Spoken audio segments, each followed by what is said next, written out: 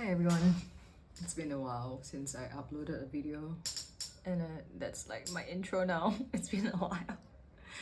But I was debating the entire day, maybe like the last 3 days already now, thinking if I want to talk about this subject. And I think since I've been debating or like thinking about it constantly, I thought I might as well do it. And I think it's important for me to address this somehow, maybe because like somebody else out there might have the same sentiment, or maybe I should go see a therapist. So I've told my best friend, and I'm sure a lot of people in their 30s understand the feeling of facial dysmorphia, and mine definitely stemmed a lot from one, childhood, to just being like a half and half. Like I'm half Thai and half Chinese. And then gradually, because I'm in my 30s, and then more recently, my teeth with my Chinese side.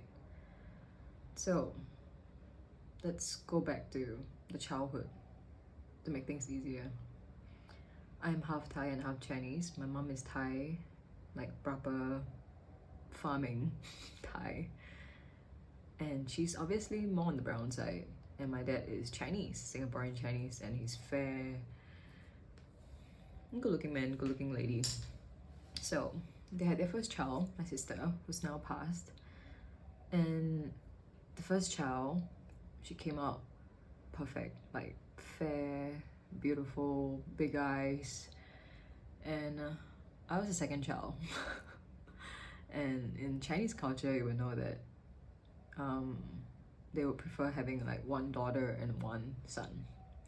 So eventually, after a lot of processing, I realized that they wanted me to be a son, despite initially wanting to abort me.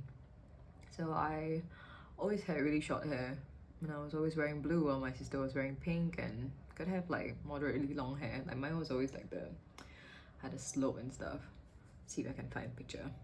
So anyway, that was that, and I grew up always wondering why I can only do like guy stuff, or my sister can like touch the kids. I'm just like too rowdy and stuff. So yeah, that's that starting point. And obviously, growing up, it was weird that whenever I approach kids like my age to make friends, and they'll be like, "Oh my god, you speak Mandarin or you speak Chinese?" Like, yeah, I'm Chinese. I can speak fluent Mandarin. I can understand Hokkien.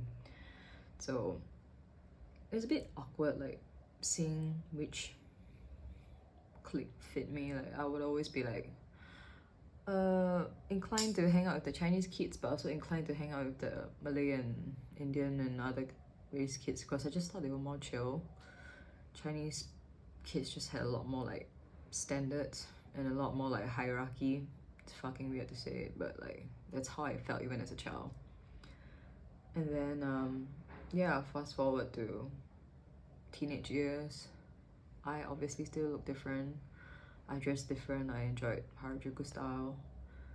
And every time I would go back to my grandma's place, they'd be like, "Oh my god, did you go somewhere? Did you go for a holiday? Like, you've turned another shade darker or something." And I would just brush it off. Yeah, like my nickname was Oppo, which means like black grandma, dark grandma. Yeah, like I used to just be like, yeah, that's my nickname, it's fine. But after a while, it really got to me, and you know, sometimes when I attend Chinese New Year, I would just look like I'm the helper. I didn't look like I was part of the family, and yeah, at first we would just laugh it off, and then I would try like subconsciously to look different. I would dye my hair blonde, red, purple, I guess just to be like, you know, if I can't look Chinese, I might as well look different. And then I also had like I also have a very strong jaw. I have a very strong square jaw, thinking that it was like genetics and stuff. I mean, it is from my mom's side, my dad's side, but eventually I realized that it was what's it called, masseter muscle thing. So then closer to my 30s, I got the Botox injection and my face started like slimming down. So I was like, okay, cool, I don't look so SpongeBob-y anymore. And then eventually, come the last 3 years, has it been 3 years already?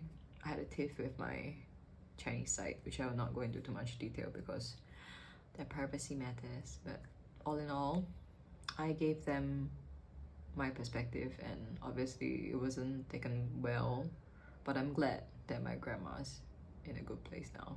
Yeah. So anyway, sometimes it just takes one person to be the villain for things to go the right way. So I'm okay being the villain. And because my facial structure has changed, I did the Botox, I started to look more like my aunts in my eyes. And they were not the ones that I respected anymore, and I just didn't want to look like them. So now I'm in the stage whereby, okay, cool, I don't look like SpongeBob anymore. I've accepted my skin tone. I don't have any nicknames for my skin. I have friends of all races. You know, I knew it was more of an inside me job than an outside me job. But I still struggle. Like, I want to wear contact lens to look different. I want to have a lighter hair color. I want to have lighter eyes color.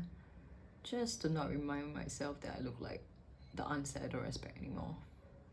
And Chinese New Year especially, these few years since we had a tiff and I'm just like not celebrating Chinese New Year anymore. I feel like when it comes to this period and everyone's still wishing me happy Chinese New Year, I just want to look more different today. So I just spent like the last 3 hours fiddling with my face, fiddling with my hair. Just, I think it's innately subconsciously, but rather not subconsciously anymore now that I'm talking. I just want to amend. I just don't want to look like that, like how they look like. So it's sad, but I don't think I'm the only one who feels like that when it comes holiday season and you're not visiting anymore, but you still have like that trauma that you want to edit your features so that you don't look like your relatives or the people that you no longer respect. We know with age. I'm just hoping that this facial dysmorphia doesn't get worse. Yeah. And of course, I want to embrace what I look like, but definitely I feel more confident with looking slightly different. I thin my brows a little. I want longer lashes. I add more blush so I don't look so plain that I look, and remind myself of them. Yeah. So that's all I have to say. I hope anyone who is going through the same thing, being a half and half, or like growing up with an identity forced upon you, has this same sort of facial dysmorphia. I know a lot of people have body dysmorphia, which I'm very glad it came and went for me because for a period of time I was called pui pui, like fat, during my teenage years.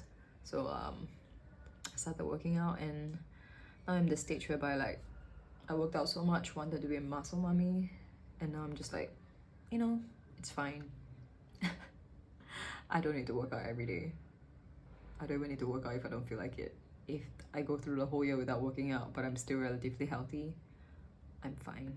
I know all the benefits of weight training, but I think I'm also still fine not weight training, because I realized that it makes me so hungry and I'm so achy and I'm so annoyed all the time. So I've come to facial dysmorphia. What the hell? Still, I'm talking, I'm addressing it, and I hope that it doesn't go out of hand. I don't start doing more edits to my face that put me in a more dire situation. I mean, dyeing my hair, drawing eyeliner, thinning my brows, and doing the jaw Botox for the sake of my jaw. It's okay. It's manageable. But yeah, gotta just embrace the fact that at least I still have a face and I'm healthy, and not think too much about what I resent.